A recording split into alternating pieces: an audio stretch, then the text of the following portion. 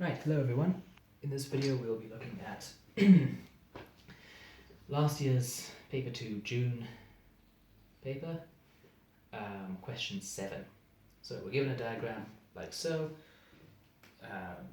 It is a triangular pyramid, points A, B, C and D. We're given two lengths, AD as 20 units and BC as 8, as well as a few angles. DAC is 30 degrees, BCA is 100 degrees, and both ACD and BCD are 90 degrees.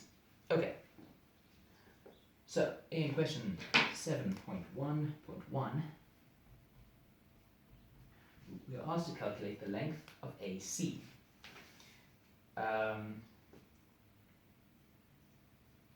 Length of AC here.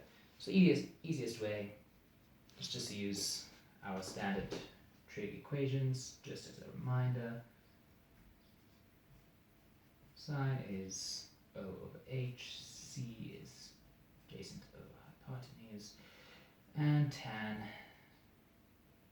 opposite over adjacent, just as a reminder here. Okay.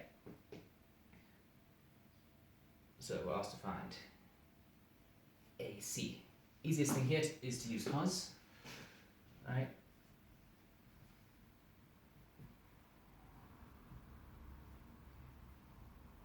Which in this case, we will use 30 degrees. The adjacent line is that AC over there. And the hypotenuse is that AD. So cos of 30 degrees, and we can times by that 20 is AC. So very short little equation, we get 17.32. Remember your units, in this case they're just units. Right, that's one way of doing it. You could do it another way.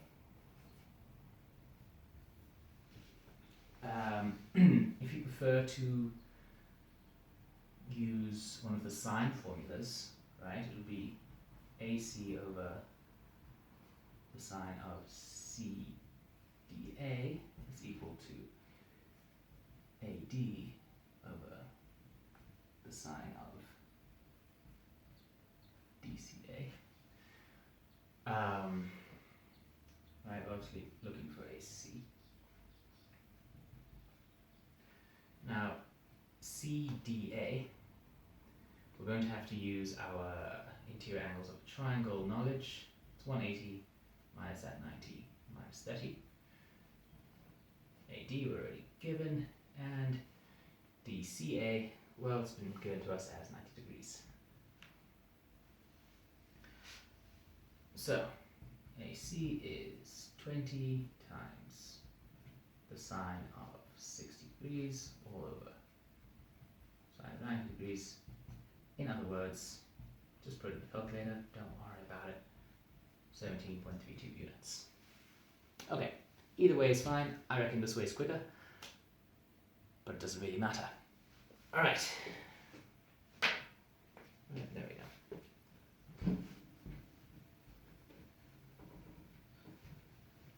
So that's 17.1. We came to an answer of, 7.1.1 came to an answer of 17.32. Now, question 7.1.2 asks us to calculate the length of AB, right there. I reckon our easiest option is our cos formula. In other words, we have one side.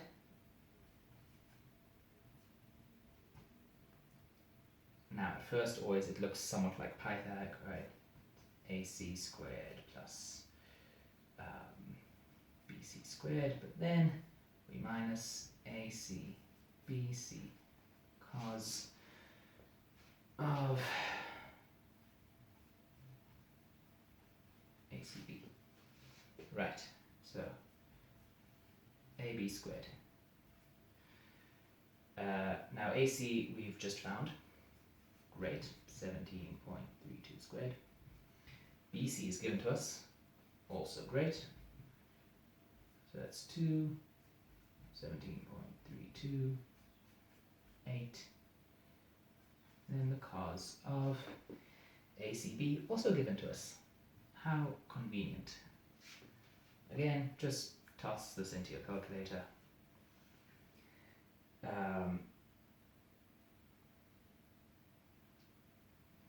Yeah, really, there's no need to stress over it.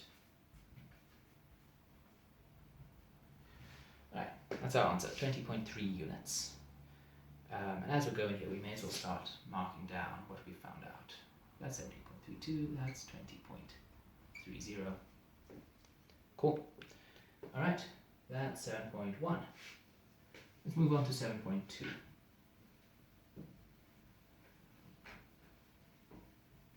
And erasing those sort of handy notes, but honestly, you should know them going into your exam. Okay, so 7.2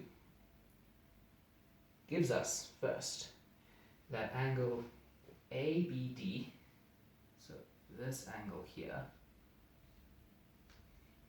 is 73.4 degrees. Given that, calculate the size of angle ADB. So they want this one here. Okay, for this I reckon the sine formula is best. So the angle that we're looking for divided by line AB, right, its opposite line,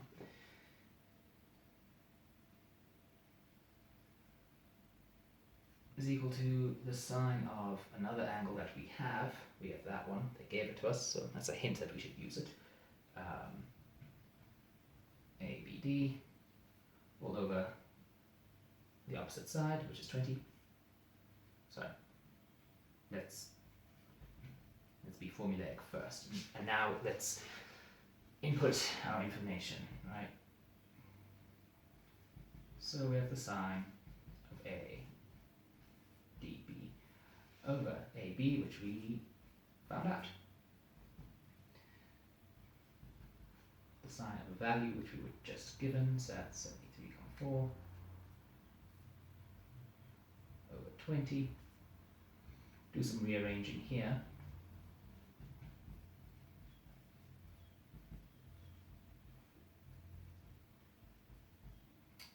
Sorry, that's not it. 73.4 degrees times 20.3 all over 20. Therefore,